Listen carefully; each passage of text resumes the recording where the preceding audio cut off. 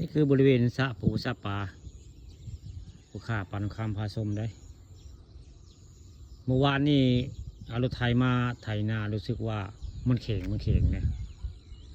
ไถเขาบอกเขาเมื่อคืนนี่ฝนตกได้เวลาตี 3:30เมื่อคืนนี่ฝนตกฝนกับตะเวนกำลังขึ้นสูงเติบไปแล้ว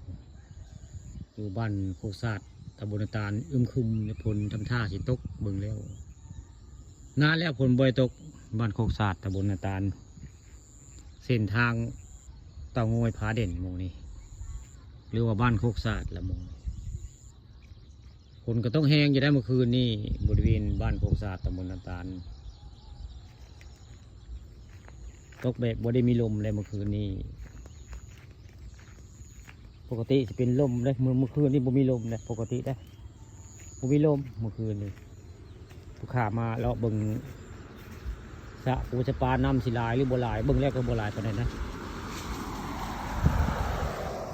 เบิ่งน้ำในสระก็บ่ลายเด้สระดอกบัวแดงผู้ข่านี่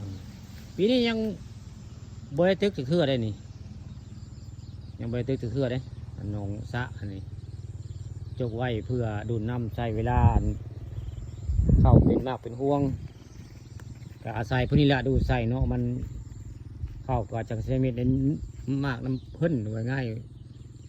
ยามเดือน11 เดือน10มันจะแห้งแต่ได้แห้งไวแล้วก็ต้นข้าวก็จะเหี่ยวได้มองนี่อาศัยสะนี่แล้วดูดเป็นใส่สะอันดอกบัวแดงนี่แหละเลือกได้สะอันนี้บริตื่นได้ผู้ข่าเอาจ้างไมโครเขาเจ้ามาจกเนาะสะน้อยอยู่แต่ว่าปลาใหญ่ในบริเวณนี้เพราะว่าบัวได้กินเพิ่นผู้ข่าก็บริมีเวลามาตึกมีแต่ไปถ่ายนางน้อยหลายกว่าหรือบ่มีเวลาเอาง่ายเห็นว่าซ้ำนี่เลือกแต่บริตื่นได้เลือกพระเจ้าเอาไมโครจกจนชุดมือไมโครนั่นแหละเลือกเติบอยู่ได้แต่ว่าหน้านี่ตอนไทย